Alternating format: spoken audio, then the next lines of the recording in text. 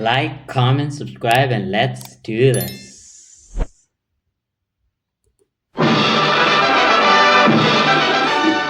For pleasure. That's us, human beings. Hey, I'm sorry for laughing already. That caught me off guard. This is the first time I'm seeing this intro.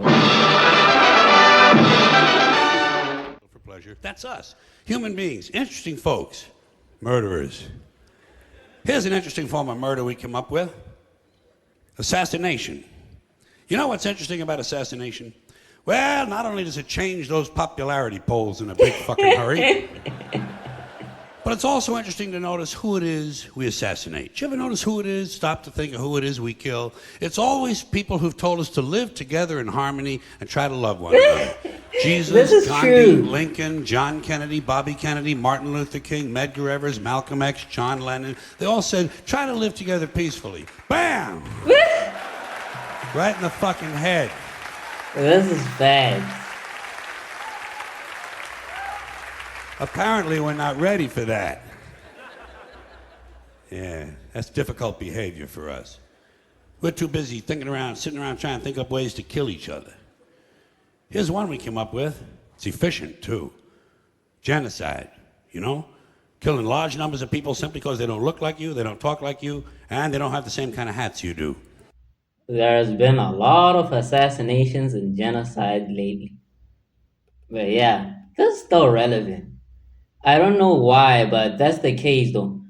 I wouldn't say I don't know why. I know why because some people do benefit from people fighting each other and all that. So, being a united human species wouldn't bid well for them. They wouldn't be making money as like compared to if we were fighting. I feel like there's money in the division of people. There's money to be made and storylines to be pushed, agendas to be pushed. So the more we're divided, the more they make money. One we came up with. It's efficient, too. Genocide, you know? Killing large numbers of people simply because they don't look like you, they don't talk like you, Yeah. and they don't have the same kind of hats you do. You ever notice that anytime you see two groups of people who really hate each other, chances are good they're wearing different kind of hats. Oh my That god! might be important. How relevant is But that? anytime there's genocide, there are always mass graves. Right? Every time we kill some dictator and go march into his country, we always find mass graves. Thousands and thousands of dead bodies of people the dictator killed. And everybody over here gets horrified. Wow, mass graves, mass graves. Wow. Well, shit, what's a guy supposed to do with a couple thousand people he just killed? Dig separate holes? Fuck that shit. It's labor intensive. Get real. The whole idea of killing a large number of people at one time in one place is convenience, efficiency. Throw them in the fucking hole. Look at it this way. At least the dictator had the decency to throw a little dirt on them. Give the guy some credit. Dictator's a busy man. Got a lot on his mind. Like trying to figure out who's planning to kill him. So he can pick them up, put them in prison, and torture them. Here's another one of our interesting, heartwarming behaviors we came up with.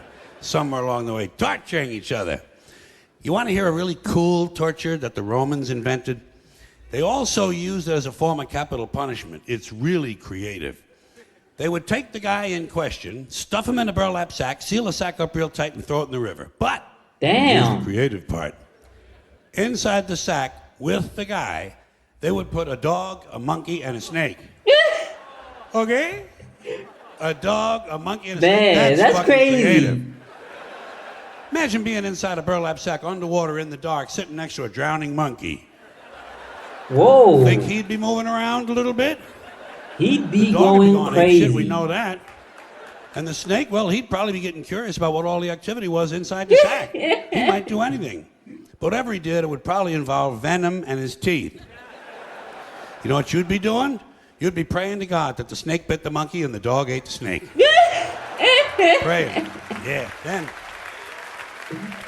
But you know what?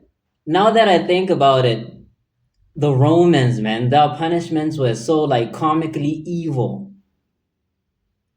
It goes to show like these things were entertainment at the time, I think. these punishments and all that, did they make money from that? I feel like they made money from that. Otherwise, why be so creative about it? What kind of mind do you have to come up with these punishments? Every time I hear about a punishment from the Roman times, from the Roman Empire, holy crap, it's some insane stuff. Who came up with these things? Then it would be just you and the dog, man and his best friend, drowning together. Maybe before you died, you could teach him a few tricks. Roll over and play dead wouldn't be too difficult, would it? Just a thought, just a playful thought. By the way, I assume you're noticing that all these activities I'm mentioning, murder, torture, genocide, these are all things human beings do. Not Yeah. animals, those creatures we feel superior to. This is us. Here's another one of our spiritually uplifting activities. We don't do this one much anymore, but it used to be really big. Human sacrifice. Whoa. I missed that. The Aztecs loved human sacrifice, and they were good at it. Well, they got a lot of practice. For instance, right around the year 1500, the Aztecs sacrificed 80,000 people in one ceremony. Okay? 85? 80,000 people, one ceremony. You know what the occasion was? They were opening a new temple. No, man. Did he say 85,000? It's right around the year 1500. The Aztecs sacrificed 80,000 people in one 80,000. ceremony. Okay? 80,000 people, one ceremony. You know what the occasion was? They were opening a new temple. Damn. Nothing like religion for a little entertainment, huh? Especially that old time religion. Know how the Aztecs went about their sacrificing? Here's how they did it. They would do it right out in public, right in front of everybody, big town, beautiful city square, 20, 30,000 people looking on. They would take the guy, lay him on an altar, cut his chest open, pull his heart out, and hold it up in the air while it was still beating. Got that? Damn. Cut his chest open, pull his heart out, and hold it up in the air while it was still beating. You know what you call that? Theater. That is fucking theater. And although the procedure may have been a little too crude to be considered the first bypass surgery, it could easily be seen as an early form of organ donor program. The Aztecs, human beings, just like us. Not too long ago, 500 years, Columbus had already landed. This is just south of here, Mexico. And by the way, those hearts didn't go to waste, did not go to waste. What did right they after the do? ceremonies, the royal family, naturally, would enjoy another one of our amusing activities. Cannibalism. Cannibalism. I knew it. Imagine that, chowing I just down on knew another it. human being. You got to be all out of beef jerky, man. You got to be really fucking hungry. But it happens, doesn't it? Still happens to this day. But I want to ask though, how many religions do you guys think as time goes, the concept of religion will die? Or do you think it's an eternal thing? For as long as human beings exist, religion will always exist. Or do you think human beings will enter an age where like a religion is a thing of the past, where people look at the past and think, why would they believe in that? Why would they believe in those things? Put that in the comments. What do you think? Bunch of people stranded in the wilderness, run out of Pop-Tarts, got to eat something. Might as well be Steve. And how do you decide who to eat first? How do you decide who's first on the barbecue rack? Whoever Pick on the dies little guy because first. he's skinny and he can't fight back? Or do you all gang up on the bodybuilder because he got a lot of steaks and chops on him? These are things human beings have to consider. One more of these charming diversions of ours. Necrophilia. Necrophilia, Huh? yeah. There's a hobby for you. Fucking a corpse. And that still Takes a happens. special kind of guy, don't you think? But it happens. More than you might think. It happens among humans. Animals don't do that. Animals don't fuck their dead. A rat will do a lot of gross things, but he will not fuck a dead rat. It wouldn't even occur to him. To Only do a that. human being would think to fuck someone who just died. We gotta be the most interesting critters on the planet. And then we wonder why a UFO doesn't just land and say hello. Man, now that I think about it, human beings, man.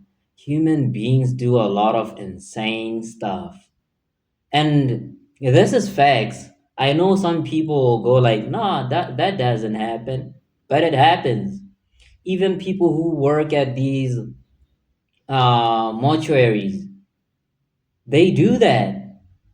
I've heard of stories where people had to be fired because they do that to corpses. Hell no. Oh, Insane stuff you by know the human best thing beings. about necrophilia? You don't have to bring flowers. Yeah, usually they're already there. Isn't that nice? It's nice. It's convenient. Human beings will do anything. Anything. I am convinced. That's why when all those beheadings started in Iraq, didn't bother me. I took it right in stride. A lot of people here were horrified. Ah, beheadings, beheadings. What are you, fucking surprised? Just one more form of extreme human behavior.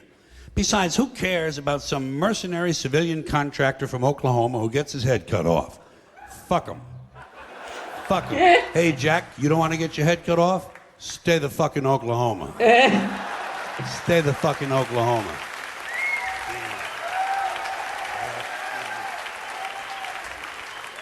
They ain't cutting off heads in Oklahoma, as far as I know. But I do know this. You strap on a gun and go strutting around some other man's country, you better be ready for some action, Jack. You better be ready for some action. You People better are be. touchy about that sort of thing. And let me ask you this while I have you good, clean Americans here.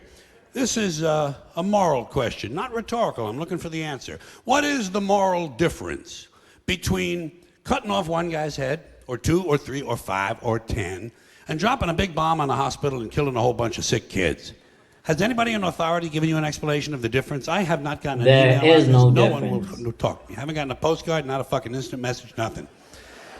Now, in case you're wondering why I have a certain interest and fascination, let's call it, with torture and beheadings and all of these things I've mentioned, it's because each of these items reminds me in life, every time one of them occurs, it reminds me over and over again what beasts we human beings really are. Damn. You know, when you get right down to it,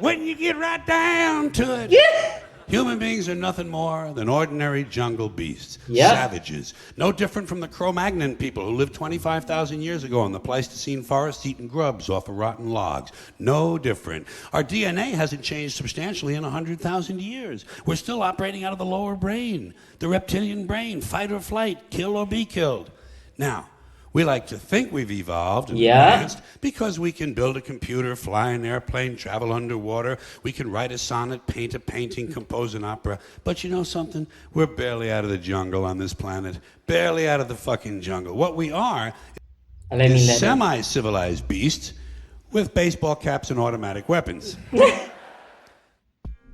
Yeah, I wanted to let that play out, but this is facts too. And the thought that people are superior because we can fly, we can go underwater, we can do this and that.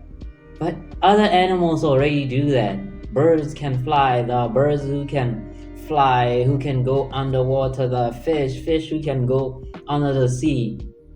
So that doesn't necessarily mean human beings are superior.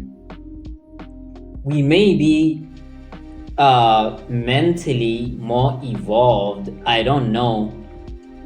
Probably, but I may be wrong too, because how do I know? How do I know, you know? But he's right that human beings are the most barbaric creatures on Earth by far, by a long shot. And we hold the power to destroy the very planet we live on. That's how barbaric we are. This was very different from him. I don't know, it's similar but different. I know people might say I say that every video, but it goes to show like the range he had. To a point where even if it's the same stand-up I'm watching. Because I'm sure some of these clips I'm watching are from the same stand-up, but they're very different. It goes to show that he had range, man. He's the he's literally the GOAT.